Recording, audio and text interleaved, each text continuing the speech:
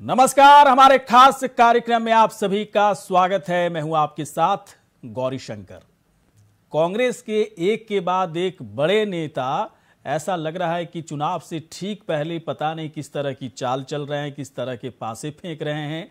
लेकिन जो पासे फेंके जा रहे हैं, जो चाल चली जा रही है, उससे एक बड़ा वर्ग नाराज हो सकता है। क्योंकि सबसे पहले सलमान खुर्शीद की तरफ से किताब में जिक्र किया गया और हिंदुत्व की तुलना की गई आईएसआई और बोको हरम से। इसके बाद राशिद अल्वी आ गए।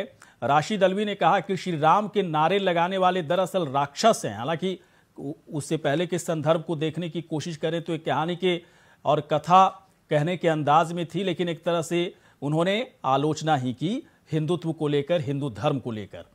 अब आ गए हैं इस पूरे दो लोगों की एंट्री के बाद एक तीसरी एंट्री हुई है मणिशंकर अय्यर की, जो उन्होंने तो सीधे कह दिया कि मुसलमानों पर जनसंख्या बढ़ाने के जो आरोप लग रहे हैं पूरी तरह से गलत है।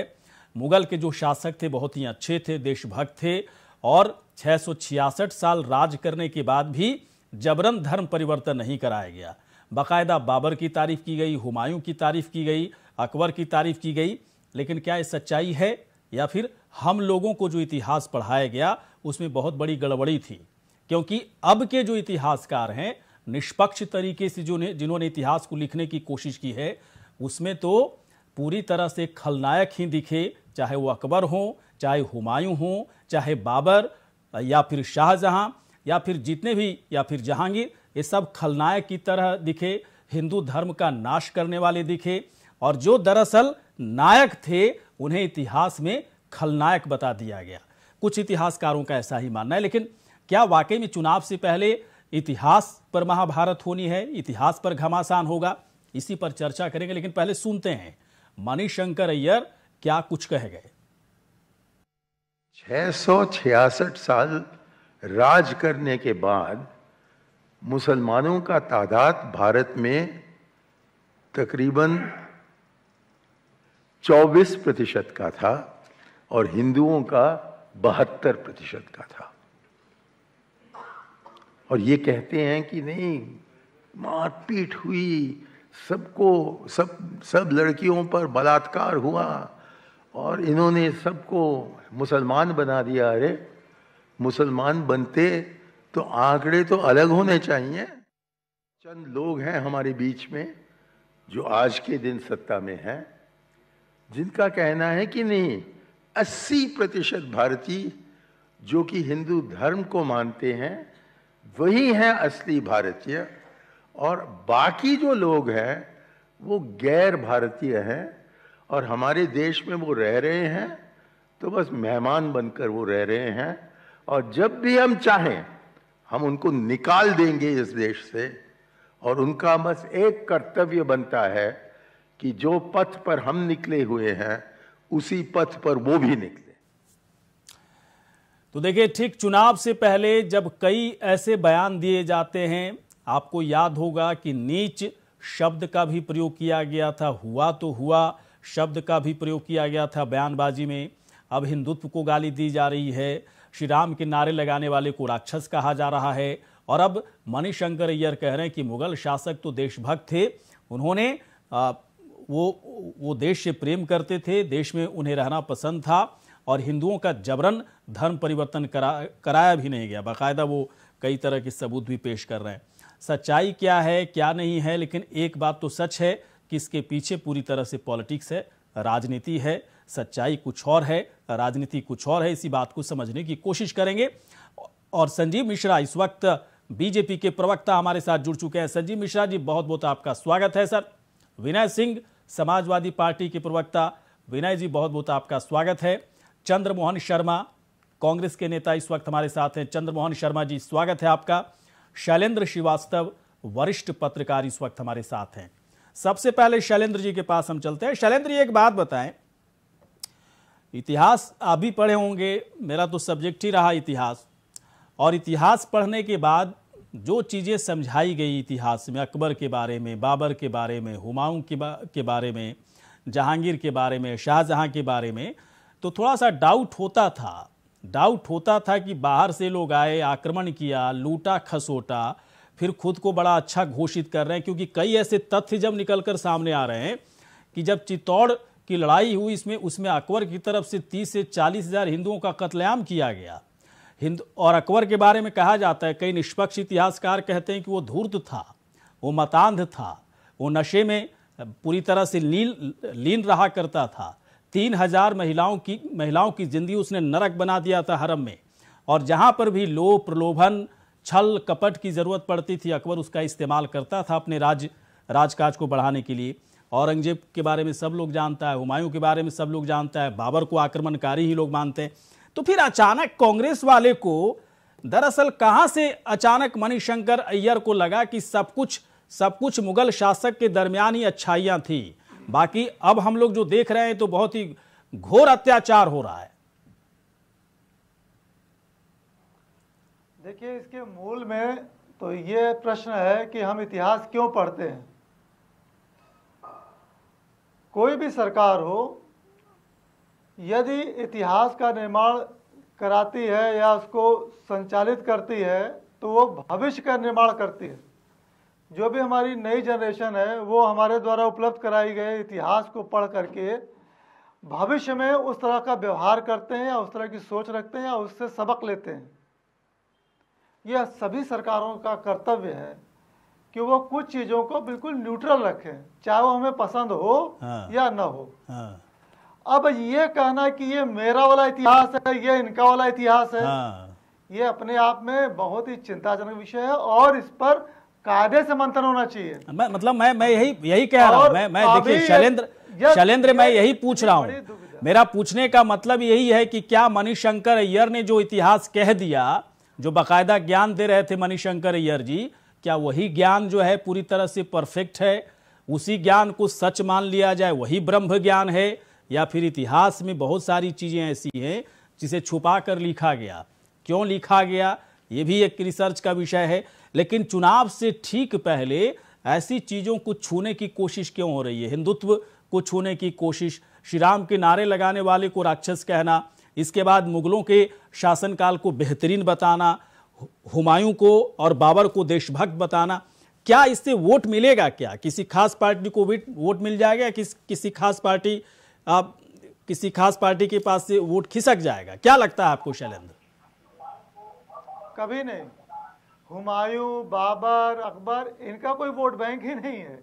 अगर हम ये मान के चल रहे हैं कि हमको मुस्लिम वर्ग को प्रभावित करना है, रिझाना है, अपने समर्थन में लाना है या सॉफ्ट कॉर्नर क्रिएट करना है देश में भी और विदेशों में भी, तो हमारे यहाँ अब्दुल कलाम साहब रहे, अब्दुल कलाम साहब हैं, और भी बहुत से बड़े बड़े लोग हैं जो इस वर्ग से, आप उनका नाम लीजिए, उनके समर्थक हैं, पसंद करेंगे।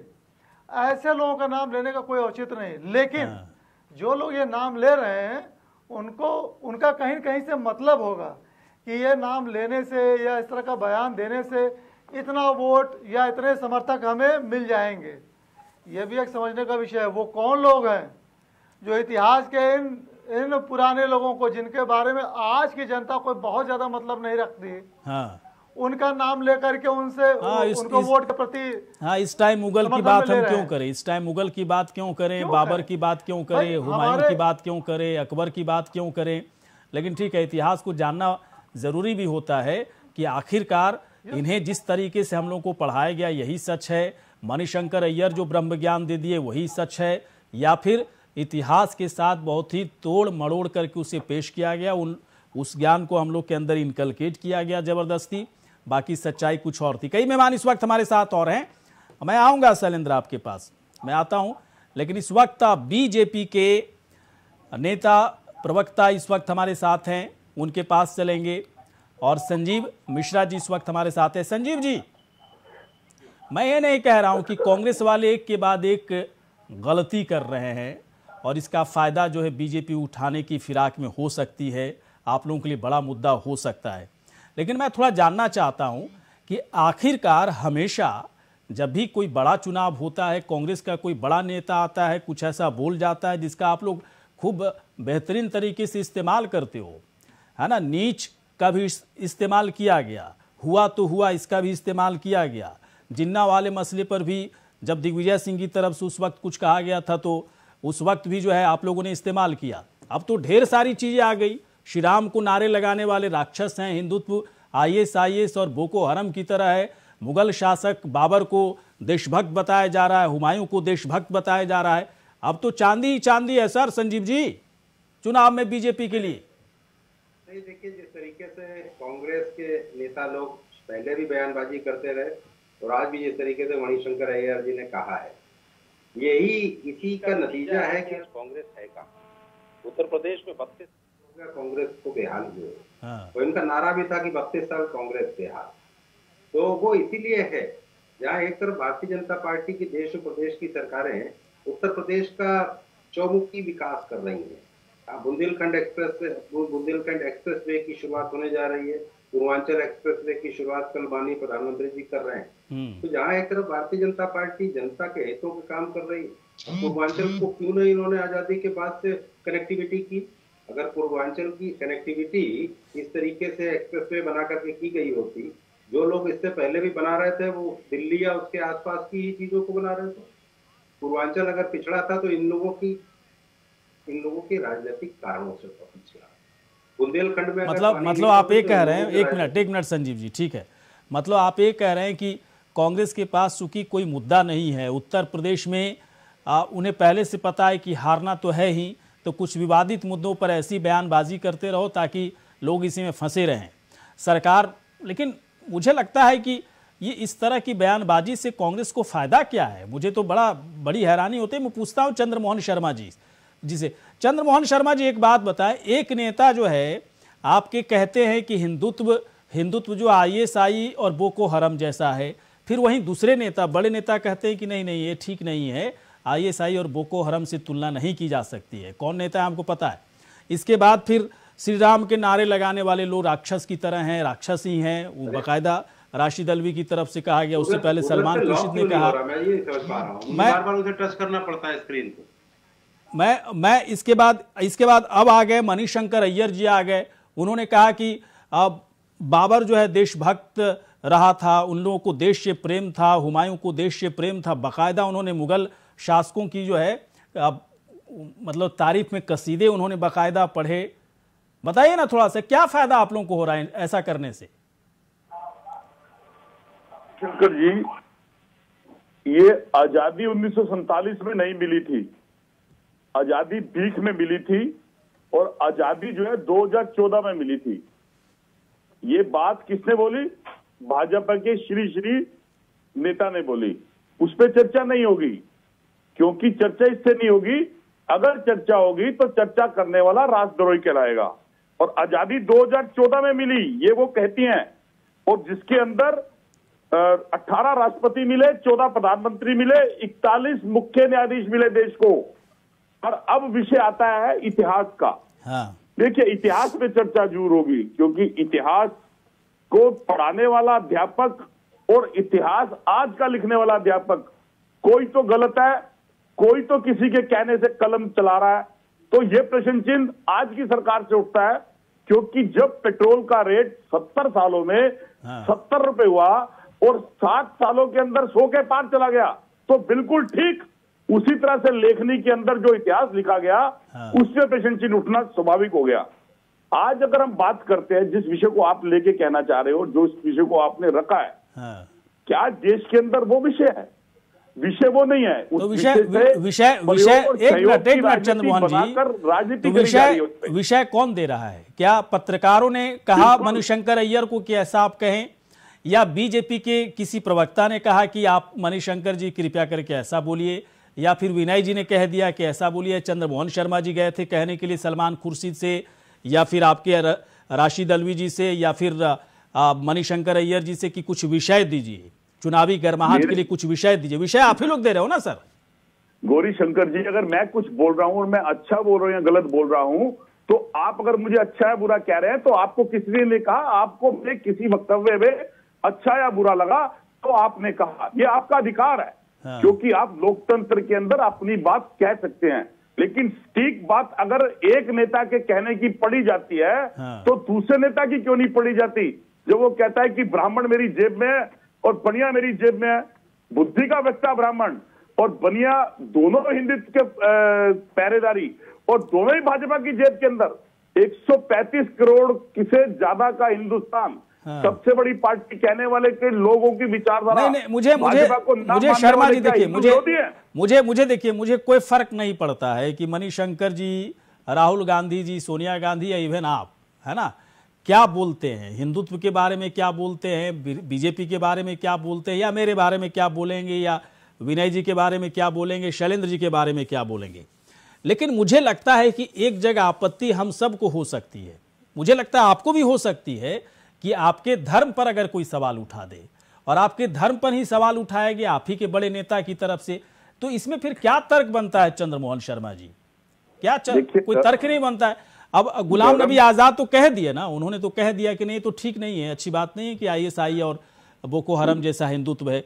तो आप ही के अंदर से भी देखिए आवाज उठ रही है, तो मान लीजिए इस चीज को कि थोड़ा गलत हो रहा है, कांग्रेस को थोड़ा सोच करके बैठ करके बात करनी होगी, थोड़ा सा मिसकम्युनिकेशन चल रहा है मामला, बोलिए ना, इसको एक्सेप्ट कीजिए, क्या दिक्कत है? मैं दे रहा हूं आपको उदाहरण देके बात करता हूं। ज्यादा नमक खाने से ब्लड प्रेशर भी होता है, और बहुत सारा नमक फेंक दो तो शव जो है वो गल जाता है। हाँ। अब डिपेंड किस बात पे आती है, लेकिन विषय बहुत गंभीर है, इसलिए मैं प्रैक्टिकल बातों के सामने आपके सामने आ रहा हूँ, राजनीतिक विषय की तरह नहीं आ रहा हूँ। हाँ। देखिए विषय क्या है, विषय आज क्या है कि पोलराइजेशन की राजनीति के अंदर भाजपा और भाजपा के चंद मीडिया पर्सन उसको बनाकर पोलराइजेशन करने की राजनीति लग रहे हैं।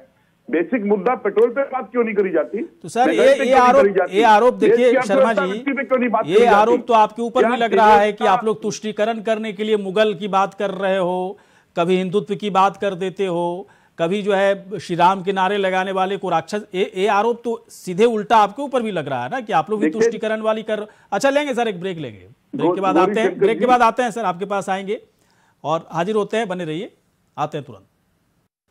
चलिए ब्रेक के बाद स्वागत है। सवाल उठ रहा है कि आखिरकार कांग्रेस के बड़े नेताओं को क्या हो गया, क्या जानबूझ करके हिंदुत्व पर सवाल उठाया जा रहा है? हिंदुत्व की तुलना ISI और बोको हरम से की जा रही है? हिंदू जय श्री राम के नारे लगाने वाले को राक्षस क्यों कहा जा रहा है?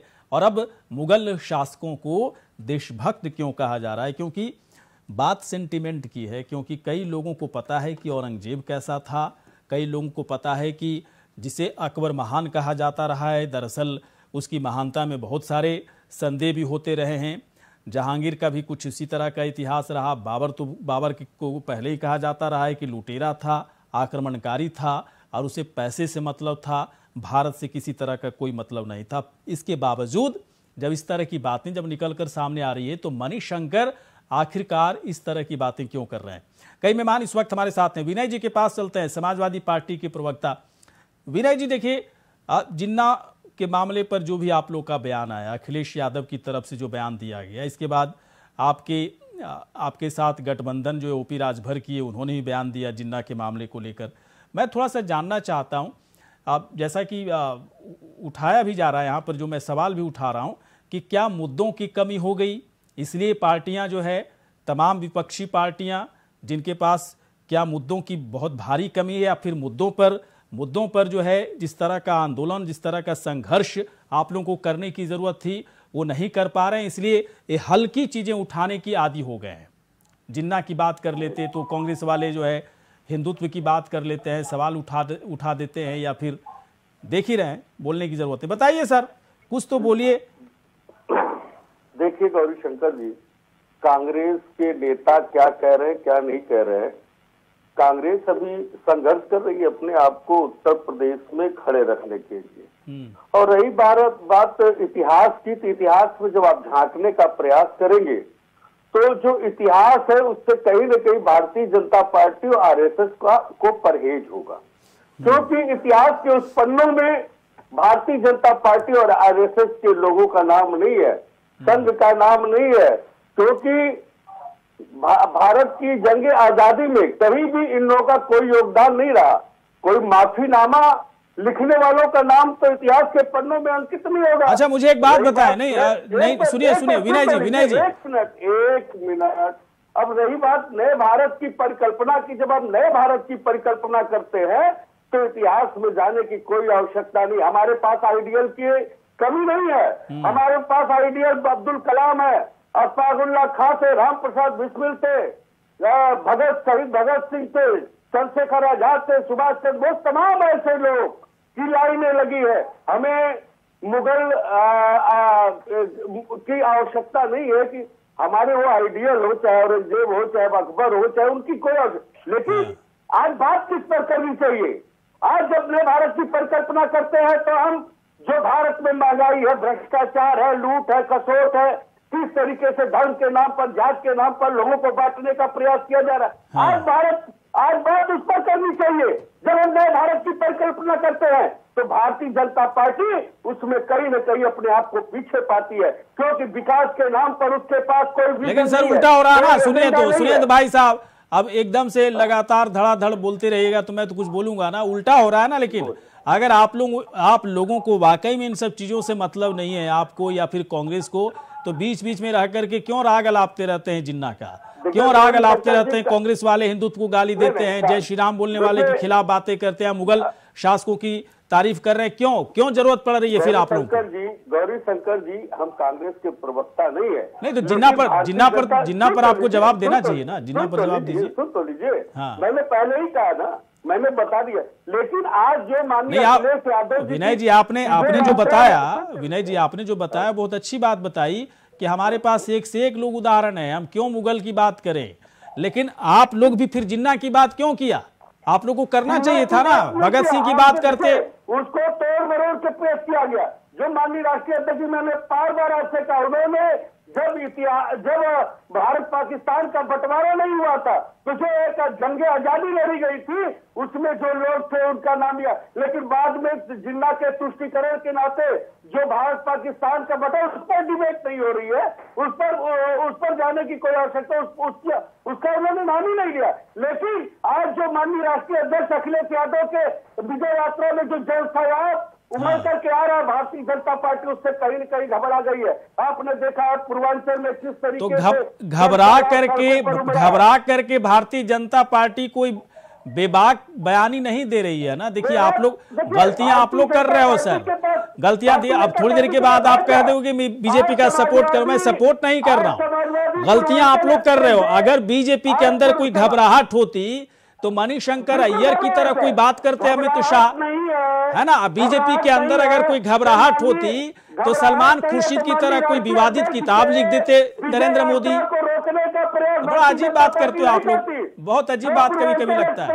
अखिलेश यादव जिन्ना कर रहे हैं, कांग्रेस वाले हिंदुत्व को गाली दे रहे हैं, जय श्री राम बोलने वाले को गाली दे रहे हैं और साथ ही साथ मुगल शासकों की तारीफ कर रहे हैं। लेकिन उन्हें लग रहा है कि नहीं, बीजेपी जो है तुष्टीकरण की नीति अपना आते हैं सर। समझ में आ गया, समझ में आ गया सर को, समझ में आ गया। चलिए अच्छी बात है, आप घबराइए, बीजेपी घबराए, मुझे क्या लेना देना। मुझे तो मुझे शैलेंद्र जी से मतलब है। शैलेंद्र जी मैं आपके पास चलता हूँ। आते हैं सर, आते हैं। शैलेंद्र जी एक बात बताएं, ये मैं देखिए फिर वही सवाल लेकर के आता हूं। ये देखिए क्या जरूरत पड़ गई है हिंदुत्व के खिलाफ बात करने की? क्या जरूरत पड़ गई है कि मुगल शासकों की तारीफ की जाए? हर लोग समझ रहा है, हम लोग भी समझ रहे हैं, मुसलमान के वोट को बटोरने के लिए तमाम पार्टियां लगी हुई हैं, एकदम क्लियर कट बातें हैं। लेकिन क्या शैलेंद्र, क्या मुगल शासक के शासकों की तारीफ करके कोई मुसलमान का वोट बटोर लेगा क्या हिंदुस्तान में? क्या हिंदुस्तान का मुसलमान इतना कम अकल रखता है, इतना कम दिमाग है उसके पास कि उसके फेवर में कौन बात कर रहा है, उसके अगेंस्ट में कौन बात कर रहा है? मुझे तो लगता है यहाँ का मुसलमान इस बात को अच्छे तरीके से समझता है। शैलेंद्र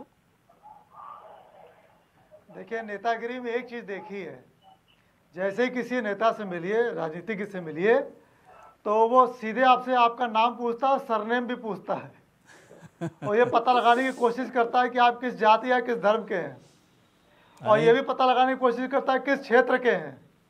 और जैसे ही उसको मालूम होता है वो आपके उस समाज के महापुरुष या किसी नॉन व्यक्ति की तारीफ करने लगता है, या आपके क्षेत्र के बारे में जान गया तो वहाँ के बारे में अपनी कनेक्टिविटी दिखाता है। तो ये लोगों को जोड़ने का एक तरीका है, सरनेम से, जाति, धर्म, क्षेत्र, प्रोफेशन, ये उसी क्रम में किया गया एक प्रयास लगता है। लेकिन ये जानना चाहिए कि यह कार्य हम अच्छे ढंग से भी कर सकते हैं, सकारात्मक ढंग से कर सकते हैं। नहीं देखिए, अच्छे विवाद हो सकता है। मैं रुकना चाहूंगा अच्छे तरीके से करने की जरूरत है। क्या हमारे यहाँ जन नायकों की कमी है क्या? राणा सांगा का नाम लेते, महाराणा प्रताप का नाम लेते, है ना, महाराणा प्रताप का नाम लेते, एक से एक लोग हैं।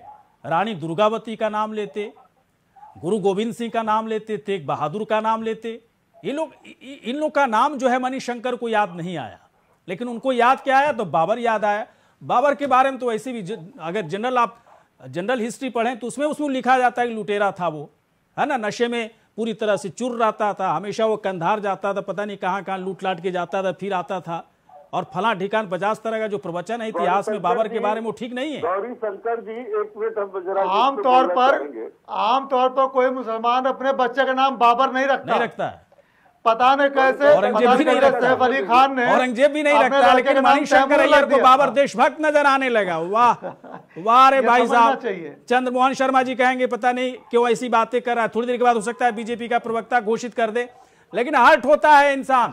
चंद्रमोहन शर्मा जी, अगर हिंदुस्तान में, मुसलमान हिंदू की बात नहीं कर रहा हूं, अगर हिंदुस्तान में क्रूर शासकों को आप इस तरह से महिमा मंडित करोगे, उसके कसीदे पढ़ोगे तारीफ में, है ना, औरंगजेब के कसीदे पढ़ोगे, बाबर के कसीदे पढ़ोगे, हिंदुत्व को गाली दोगे, तो आप अपने पैर पर कुल्हाड़ी मारो। मैं छोटे से ब्रेक के बाद हाजिर होता हूं, आता हूं सर, छोटे से ब्रेक के बाद। चलिए ब्रेक के बाद स्वागत है। एक बाबरनामा लिखा गया था और अब एक लिखा गया है सनराइज ओवर अयोध्या। दोनों में कितना डिफरेंस है ये तो खैर मैं पूछूंगा, अभी प्रवक्ताओं से जानने की कोशिश करेंगे, लेकिन एक बात तो तय है कि बाबरनामा पढ़ने के बाद भी आपको ऐसा फील होगा थोड़ी देर के बाद, जब हिंदुओं को काफिर शब्द से बुलाता था बाबर, तो आपको पीड़ा होगी, आपको नफरत होगी मुगल शासकों से। और एक एक मुगल शासकों का इतिहास अगर पढ़ लें, चाहे वो बाबर हो, हुमायूं हो, अकबर हो, अकबर का तो सबसे घृणित इतिहास रहा है, जिसे महान कहा जाता रहा है। अभी तक जो निष्पक्ष इतिहासकारों की राय में बात सामने आई है कि किस तरह से हिंदुओं का कत्लेआम करता था, छल, प्रपंच, प्रलोभन, और जिस तरह से 3000 महिलाओं को हरम में रख करके उसे नरक की जिंदगी दे रखा था, ऐसे राजा को महान राजा कैसे कहलाया, कैसे कह सकते हैं? ये निष्पक्ष इतिहासकारों की राय है। औरंगजेब विख्यात था किस तरह से हिंदुओं का जबरन धर्म परिवर्तन कराया। शाहजहां तो बाकायदा दारुल इस्लाम घोषित करने वाला था हिंदुस्तान को, लेकिन उसकी चल नहीं पाई। उसी तरह से जहांगीर का भी हाल था। तो हम किस मुगल शासक की बात करें और किसकी तारीफ कर रहे थे मणिशंकर अय्यर? चलते हैं इस वक्त संजीव मिश्रा के पास। संजीव जी, सनराइज ओवर अयोध्या, बाबरनामा, ये दोनों अगर पढ़ लिया जाए और थोड़ा सा अपने देश को लेकर, राष्ट्रीयता को लेकर, हुआ है ना ये अपने इतिहास में तो बड़ा भेदभाव हुआ है ना, कि जिसे राष्ट्रवाद की कैटेगरी में रखा जाना था उसे खलनायक घोषित कर दिया गया, जो एक्चुअल में खलनायक था उसे राष्ट्रवादी घोषित कर दिया गया। पता नहीं कौन इतिहासकार थे ये, दरअसल कई लोगों का मानना है कि सब चाटुकार इतिहासकार थे, इनको इतिहास से कम लेना देना था, किसी खास वर्ग विशेष को ज्यादा खुश करना था, इसलिए इस तरह का इतिहास लिखा गया। मैं जानना चाहता हूं ये सनराइज ओवर अयोध्या और बाबरनामा में फर्क क्या है सर, जरा बताइए। मैं पॉलिटिकल स्टैंड के हिसाब से जानना चाहता हूँ। नहीं, देखिए आधे घंटे की डिबेट आपकी हो गई, और आधे घंटे की डिबेट में जिस तरीके की स्थितियां निकल के आई, तो सबसे पहला प्रश्न ये होता है कि आखिर इनको अकबर और ये बाबर और औरंगजेब और शाहजहां और जिन्ना के नाम देने की जरूरत क्या पड़ी? आज ऐसी स्थितियां क्या? उनके बदले में बहुत सारे नाम थे। शिवाजी का नाम ले सकते थे, महाराणा प्रताप का नाम ले सकते थे, राणा सांगा का नाम ले सकते थे, है ना, तेग बहादुर जी का नाम ले सकते थे, गुरु गोविंद सिंह जी का नाम ले सकते थे।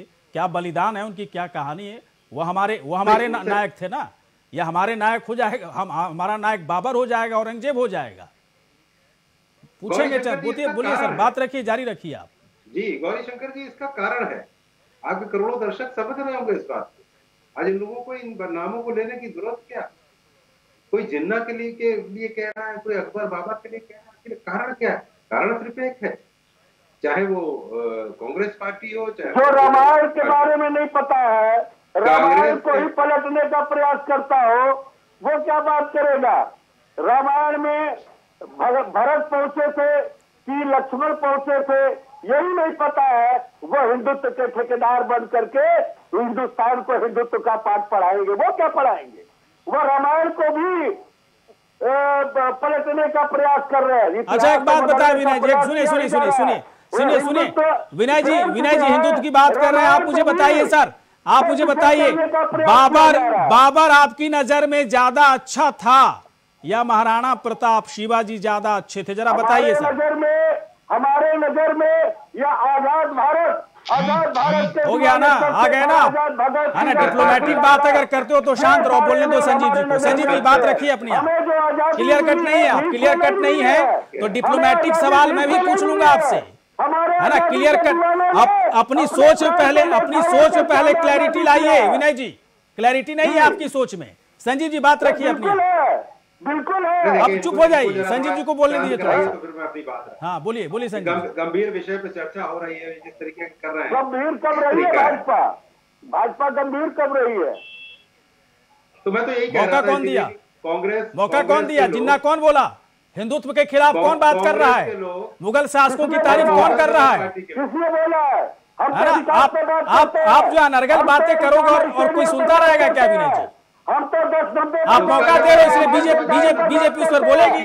सिर्फ बीजेपी नहीं बोलेगी, पूरा देश पूछेगा आपसे सवाल कि कौन होता है जिन्ना, कौन होता है बाबर। हम महिला सुरक्षा, एक मिनट, समझ में आ गया। अभी 2-4 नेता आपके बाहर निकलेंगे, 2-4 नेता अभी आपके बाहर निकलेंगे जो कांग्रेस को गाली दे रहे हो ना, उसके पीछे ही चलोगे आप। संजीव जी अपनी बात रखिए सर, रखिए जल्दी से रखिए, समय खत्म हो रहा है। इनको देखिए, ये गायत्री प्रजापति को सजा मिल गई, उसके बाद भी ये बता रहे हैं कि महिला पर अत्याचार की बातें कर रहे हैं। तो ये क्या कह रहे हैं मुझे तो नहीं समझ में आया। हाँ ये जरूर है कि कांग्रेस और बहुजन समाज पार्टी के जो नेता हैं जो इस तरीके की बातें कह रहे हैं वो निश्चित रूप से अप्रत्याशित है और केवल मुस्लिम वोट बैंक के कारण इस बातों को कह रहे हैं। जहां तक सवाल है कांग्रेस का, तो हाँ कांग्रेस राष्ट्रीय पार्टी है, बाकी क्षेत्रीय दलों में क्या बात करूं। राष्ट्रीय पार्टी के लोग जब इस तरीके की बात कह रहे हैं तो उनको ये सोचना चाहिए कि उत्तर प्रदेश में 32 साल कांग्रेस ख्याल हो गया और हालात क्या हो आने वाले समय में। एक मिनट विनय जी, मैं आपके पास अभी नहीं आ रहा, मैं चंद्रमोहन शर्मा के पास जाऊंगा।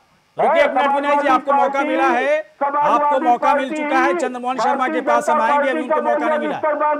एक मिनट विनय जी का ऑडियो थोड़ा डाउन कीजिएगा। संजीव जी पूरी बात कीजिए आप, पहले पूरी बात रखिए, फिर जाएंगे चंद्रमोहन जी के पास। जी देखिए, समस्या यही है उत्तर प्रदेश में, जिस तरीके से गुंडों और दंगाइयों को सबक मिला है। उत्तर प्रदेश में अब कोई माफिया नहीं, कोई माफिया मुक्त प्रदेश अगर कहा जाए तो ज्यादा ठीक रहेगा। कल प्रधानमंत्री जी आ रहे हैं पूर्वांचल एक्सप्रेस वे का उद्घाटन करने के लिए। बुंदेलखंड एक्सप्रेस वे तैयार खड़ा हुआ, फिल्म सिटी मतलब आप ये कह रहे हैं कि हम लोग, मतलब आप ये कह रहे हैं संजीव जी कि हम लोग विकास की बात कर रहे हैं, बड़े बड़े दावे कर रहे हैं, बड़ी बड़ी उपलब्धियां दिखा रहे हैं, और ये लोग जो है जिन्ना हिंदुत्व के खिलाफ बातें और फला ठिकान जो है। अब तो मणिशंकर अय्यर ने कुछ ज्यादा ही कह दिया, बाबर को देशभक्त बताया। नहीं, ये मुख्तार अंसारी और गायत्री प्रजापति, मैं आता हूँ थोड़ी देर में आता हूँ सर, चूंकि वो अलग मुद्दा हो जाएगा सर, फिर लंबा पड़ जाएगा। चंद्रमोहन शर्मा जी के पास आते हैं। चंद्रमोहन शर्मा जी बहुत ईमानदारी से आप बोलिए, मैं सवाल आपसे पूछना चाहता था, विनय जी से पूछ, लेकिन बड़ा डिप्लोमेटिक आंसर दिया, लेकिन मुझे आपसे क्लैरिटी में चाहिए। महाराणा प्रताप अच्छे हैं, शिवाजी अच्छे हैं, गुरु तेग बहादुर अच्छे हैं, गुरु गोविंद सिंह अच्छे हैं आप लोगों के लिए, या बाबर अच्छा है, या हुमायूं अच्छा है, जहांगीर अच्छा है? बताइए ना सर, थोड़ा सा डिफरेंस बताइए ना, कांग्रेस को थोड़ा बताना चाहिए चीज़। आप लोग उन लोग का नाम लेने की जगह फट से आप लोग जो है ना बाबर का नाम ले लेते हैं, इसलिए पूछ रहा हूँ।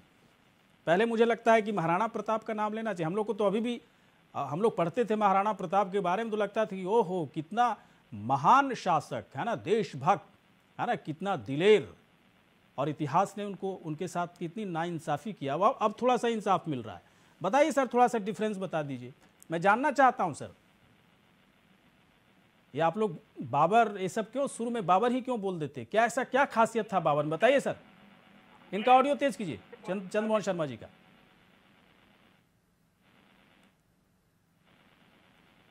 चंद्रमोहन शर्मा जी आपकी आवाज नहीं आ रही है, आपके साइड से कहीं ऐसा तो नहीं कि म्यूट किया हुआ? जरा देखिए तो। हाँ अब आइए। हेलो, बोलिए फिर से बोलिए सर। 135 करोड़ की आबादी का हिंदुस्तान, कई वर्ण, कई जाति, कई धर्मों का हिंदुस्तान।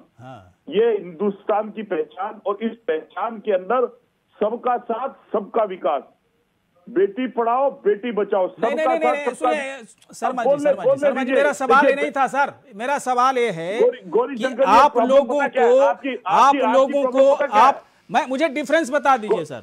मैं बता रहा हूँ ना, तो आप बोलने नहीं देंगे तो डिफरेंस क्या होगा? अभी अब इतनी बड़ी भूमिका बनाएंगे, फिर आएंगे बाबर के ऊपर खेकेंगे, बाबर ही अच्छा है, मेरा और महाराणा प्रताप का नाम ही नहीं आ गया तो पूछूंगा ना सर मैं। अरे गौरी शंकर जी, जब आप ही अपने प्रश्न का उत्तर देते रहेंगे तो हमें बुलाते ही क्यों हैं फिर? बुलाइए, बोलिए सर, आप आंसर पे तो नहीं आ रहे, बोलने दीजिए ना। हाँ बोलिए। सबका साथ सबका विकास, बेटी पढ़ाओ बेटी पढ़ाओ। किसका साथ, किसका विकास, किसकी बेटी पढ़ाओ, किसकी ना पढ़ाओ, ये भाजपा बताएगी, भाजपा की नीति बताएगी। ठीक है। भाजपा की नीति और विचारधारा क्या है? हाँ। कि राम जी जब खाए शबरी के बेर तो राम जी भगवान, और अगर शबरी राम जी के दर्शन करने हिंदुस्तान जाए, मंदिर में जाए, तो उसका विरोध, क्योंकि वो नीच जाति की है, निम्न जाति की है। ये विचारधारा भारत की है, लेकिन हिंदुस्तान के अंदर बीजेपी ने ऐसा, बीजेपी का विरोध ऐसा कहाँ हुआ? मैं तो कहीं देखा ही नहीं। सबको प्यार कहीं किसी मंदिरों में पंडित पुजारियों की तरफ से हुई है, लेकिन बाकायदा उन्हें समझाया गया कि आप गलत कर रहे हैं। किसी को आप बाबर का नाम लेके इस तरह का भेदभाव तो मुझे लग रहा है कांग्रेस के शासनकाल में ज्यादा रहा है। लिखी हुई वाणी, अगर इतिहासकार पहले चाटुकारिता के अंदर लिप्त थे आप कहते हो, तो आज के जो इतिहासकार हैं, अगर जो आज इतिहास लिख रहे हैं, वो आप ही की तरह है कि घर में एक बुत ले जाकर उस पे आंखों पे पट्टी मार मतलब सर एक मिनट, अब देखिए मेरे सवाल का आंसर नहीं दिया चंद्रमोहन शर्मा जी। मतलब मुझे नहीं जानना है, पूरा देश इस बात को जानना चाहता है चंद्रमोहन शर्मा कि महाराणा प्रताप शिवाजी, एक मिनट सुनिए सर, मेरे सवाल का आंसर नहीं आया, मेरे सवाल का आंसर नहीं आया। पूरा देश इस बात को आज की तारीख में जानना चाहता है कि कांग्रेस की नजर में महाराणा प्रताप, शिवाजी, गुरु गोविंद सिंह, गुरु तेग बहादुर, सबको जोड़ के रखा, रानी दुर्गावती, ये सब इंपॉर्टेंट हैं। फर्स्ट पोजीशन में इन लोगों का नाम आएगा या फिर बाबर का आएगा, हुमायूं का आएगा, जरा बताइए। हमने देश को सींचा है, नहीं बताया ना आपने, नहीं बताया ना शर्मा जी। देखिए ये अच्छी बात नहीं है शर्मा जी, गलत पकड़, मणिशंकर अय्यर भी गलत कर रहे हैं, आप भी गलत कर रहे हैं। मैं आपसे पूछ रहा हूं, मैं आपसे पूछ रहा हूं सर, मैं आपसे पूछ रहा हूं कि कांग्रेस को ये बताना चाहिए, कांग्रेस को ये बताना चाहिए कि महाराणा प्रताप, शिवाजी, गुरु गोविंद सिंह, गुरु तेग बहादुर, रानी दुर्गावती, एक के बाद एक नाम भरे हुए हैं सर। इनका नाम आप लोग की जुबान पर पहले क्यों नहीं आता है? सबसे पहले बाबर, हुमायूं, औरंगजेब, यही सब नाम क्यों आता है, जरा बताइए क्या डिफरेंस है? सबका साथ सबका विकास बोलने वाले, सबका साथ विकास है भाई साहब, बोले सबका साथ है, और हिंदुत्व का विकास। चंद्रमोहन शर्मा जी, चंद्रमोहन शर्मा मतलब आपने दिखा दिया पूरी तरह से, चंद्रमोहन शर्मा जी आपने दिखा दिया कि मेरी कांग्रेस की डिक्शनरी में बाबर ऊपर है, कांग्रेस की डिक्शनरी में औरंगजेब ऊपर है, कांग्रेस की डिक्शनरी में सबसे नीचे यह हो सकता है कि जगह ही नहीं हो, शिवाजी के लिए जगह नहीं है, महाराणा प्रताप के लिए जगह नहीं है, गुरु तेग बहादुर के लिए जगह नहीं है, गुरु गोविंद सिंह के लिए जगह नहीं है, सबकी पड़ेगी। क्या राणा सांगा के लिए जगह नहीं बचा आपके पास? आप अपने विषय से भटक जाते हैं, आपका विषय चंद्रमोहन शर्मा जी, विषय नहीं, आप लोग विषय नहीं है, आपकी गलती है, आपने विषय दिया पत्रकारों को बोलने के लिए, मेरी गलती नहीं है, पत्रकार है, ये मेरी गलती नहीं है, अपने आप को एक लेवल ना, ये मेरी गलती नहीं। चंद्रमोहन शर्मा जी, मुझे आपने मौका दिया है बोलने का, मैं आपसे पूछना चाह रहा हूँ, एक कांग्रेस के प्रवक्ता से पूछना चाह रहा हूँ, उसके लिए क्या इंपॉर्टेंट है? महाराणा प्रताप, शिवाजी क्या इंपॉर्टेंट है या बाबर इंपॉर्टेंट है? बताइए ना सर। हमारे लिए हिंदुस्तान का बस हो गया, तो मणिशंकर अय्यर फिर क्या बात कर रहे हैं? लेते हैं छोटा सा ब्रेक लेते हैं, हाजिर होते हैं। चलिए ब्रेक के बाद स्वागत है। ब्रेक से पहले बात हो रही थी, कांग्रेस से एक सवाल पूछा गया कि आप किससे ज्यादा इंपॉर्टेंट, पहली कोई अगर किसी बड़े महापुरुष का नाम अगर लिया जाए तो आप उस वक्त के हिसाब से देखें तो महाराणा प्रताप का लिया जा सकता था, राणा सांगा का लिया जा सकता था, शिवाजी का नाम लिया जा सकता था, गुरु गोविंद सिंह का लिया जा सकता था, तेग बहादुर का लिया जा सकता था, दुर्गावती का नाम लिया जा सकता था, लेकिन उन्होंने इस पर कोई आंसर नहीं दिया, कोई जवाब नहीं दिया। ऐसा लग रहा है कि इस वक्त कांग्रेस के तमाम नेता बाबरनामा में बिलीव कर रहे हैं, बाबर ही उन्हें इस वक्त सारे कांग्रेस नेताओं को दिख रहा है। चलिए इस वक्त अगले जो हमारे साथ मेहमान हैं उनके पास चलते हैं, शैलेंद्र जी के पास चलते हैं। शैलेंद्र जी एक बात बताएं, इतिहास में क्या पढ़ाया गया, नहीं एनालिसिस होती है ना इतिहास की, इस बात को तो हर लोग मानते हैं कि जो इतिहास में लिख दी जाती है उसकी एक एनालिसिस भी होती है, फलां जगह से रेफरेंस में लिया गया, फिर जब उसका रिसर्च किया गया तो मालूम चला कि रेफरेंस तो बस ऊपरी ले लिया गया, कई लोग जो है पूरी बात लिखे ही नहीं, मुगल काल के काले अध्याय को छुपाया गया, अकबर का एक से एक चीजें अब एक्सपोज हो रही हैं कि 3000 महिलाओं की जिंदगी नरक बनाकर रखा हुआ था उसने। चित्तौड़ में 30,000 से 40,000 हिंदुओं का कत्लेआम करा दिया। लोभ प्रलोभन छल प्रपंच सारा चीज करता था। कई राजपूत राजघराने को तहस नहस कर दिया। हिंदू लड़कियों पर उसकी नजर होती थी, है ना। जहांगीर का भी वही हाल था। औरंगजेब भी पूरा क्रूर था। उसके शासनकाल में अब धर्म परिवर्तन जबरन कराया गया। बाबर लुटेरा था, 4-5 साल में ही कितने चीज़ों को लूट कर गया।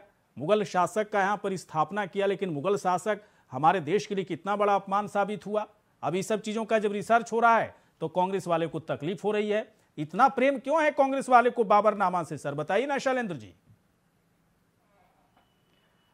देखिए, कांग्रेस किसका नाम लेती है किसका नहीं लेती है ये उनका अपना विशेषाधिकार है, उनकी व्यक्तिगत स्वतंत्रता है।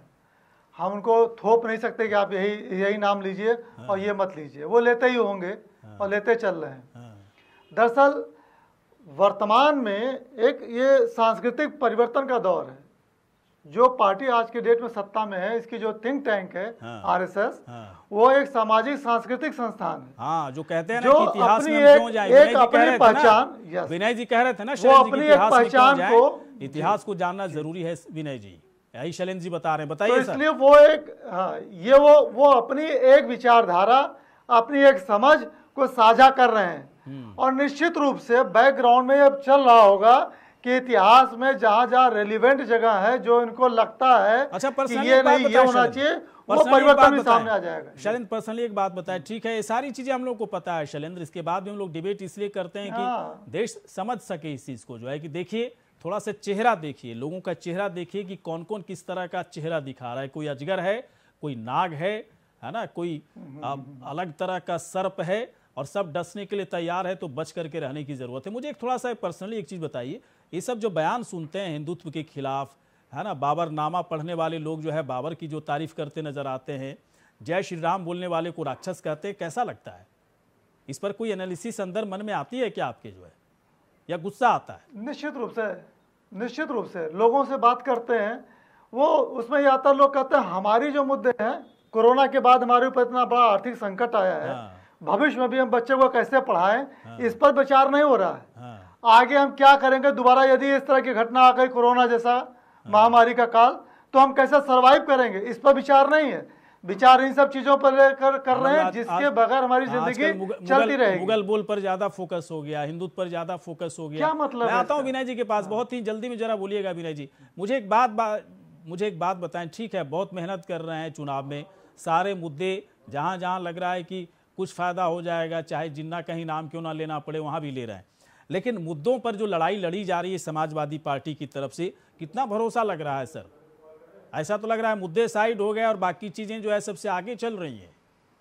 देखिए, ये आप कुछ भी कह लें, लेकिन आज जब माननीय राष्ट्रीय अध्यक्ष जी जब लोगों के बीच निकल रहे हैं तो जनसैलाब खुद बता रहा है। मैं कहाँ कुछ जनता को माननीय राष्ट्रीय अध्यक्ष जी पर कितना भरोसा है। अभी लोगों को इतिहास के पन्ने को मिटाने की इतनी होड़ लगी है, रामायण के पन्ने को मिटाने की इतनी होड़ लगी। अभी क्या कहा उन्होंने, अमित शाह जी ने, कि भारत को मर्यादा पुरुषोत्तम भगवान राम ने मृतशैया पर पड़े हुए रावण को कहा कि जाकर के वहां भरत कहां से आ गए। लेकिन रावण क्रूर था, अधर्मी था, वो हो सकता है गलती से निकल गया हो, लेकिन यहाँ जो बाबरनामा की तारीफ के कसीदे पढ़ रहे हैं, गलती से नहीं हुआ। समझिए दोनों वर्जन में बड़ा अंतर है सर, है ना। आपके जो नेता कहे अखिलेश यादव जिन्ना वो गलती से नहीं हुई। हम लोग को लगा कि गलती से बोल दिए, हम लोग इंतजार किए विनय जी, पता है हम लोग इंतजार किए 5 दिन कि अखिलेश यादव माफी मांगेंगे, लेकिन माफी भी नहीं मांगा उन्होंने। पार्टी और सब के सावरकर को नहीं पढ़ेंगे या सूरज गोडसे को नहीं पढ़ेंगे, लेकिन जो आजाद जंग आजादी में शामिल रहे हैं, भारत को आजाद कराए, उनका नाम लेंगे। लेकिन जो भारत के ऊपर अत्याचार किए, संजीव जी मैं आपके पास आ रहा हूँ। संजीव जी एक बात बताएं, देखिए एक मिनट विनय जी का ऑडियो डाउन कीजिए क्योंकि बोलने नहीं देंगे फिर वो। संजीव जी एक बात बताएं कि इसके बावजूद सब कुछ अपनी जगह पर है ना। चुनाव के वक्त में कौन मुद्दे सबसे ज्यादा भारी हो जाए जनता के बीच में कोई नहीं जानता। इसके बावजूद जो तमाम आरोप तमाम तरह की बातें विपक्षी पार्टियों की तरफ से की जा रही, बीजेपी इसके लिए कितना तैयार है सर, है या नहीं है, बता दीजिए। नहीं, देखिए, अगर देखा जाए जो कांग्रेस पार्टी हो चाहे बीएसपी हो, ये दोनों ही जल्दी बताएंगे सर, 30 मिनट में बताइए। 30 मिनट वोट बैंक के लिए लड़ाई लड़ रहे हैं। हाँ। और वो ये चाह रहे हैं कि हम सबसे बड़े मुस्लिम के रहनुमा हैं। हाँ। तो ये बसपा और कांग्रेस दोनों मिलकर लड़ाई लड़ रहे हैं। हाँ। और इन्हीं के बीच में इसका बंटवारा हो रहा है। कहने का मतलब बहुत साफ है, यहाँ एक तरफ हम विकास की बात कर रहे हैं तो ये हिंदू मुस्लिम के खुद ही काम करते हैं, खुद ही ये बातें करते हैं, और फिर आरोप भी आप ही ऊपर लगाते हैं कि हिंदू मुसलमान कर रहे हैं। ये भारतीय जनता पार्टी पर आरोप लगाते हैं। करने का काम भारतीय जनता पार्टी बहुमत से योगी जी की सरकार। चलिए ठीक है, एक बात सही पार्टियां समझ लें, चाहे बीजेपी हो, समाजवादी में बयान नहीं दे रहा हूं, लेकिन मुझे लगता है कि ऐसा है, चाहे कांग्रेस पार्टी हो, एक बात समझ लीजिए, जनता बहुत ही होशियार है, जनता को सब कुछ समझ में चीज़ें आती है। और जनता का जो सही जनता है, जो सही वोटर्स हैं ना, उनकी ना तो कोई जाति होती है ना कोई धर्म होता है, वो अपने तरीके से सोच समझ करके वोटिंग करते हैं। और आने वाले समय देखिएगा ये ट्रेंड बढ़ेगा, इसलिए पार्टियों को मुद्दों पर फोकस होकर के काम करने की ज़रूरत है, संस्कृति पर भी फोकस होना ज़रूरी है, इतिहास पर भी फोकस होना ज़रूरी है, जो गलतियाँ उसे सुधार करके सामने रखने की ज़रूरत है, इस पर पॉलिटिक्स ना करें। चलिए, इसी के साथ तमाम मेहमान यहाँ पर आए, बहुत बहुत शुक्रिया, धन्यवाद। इसी के साथ खास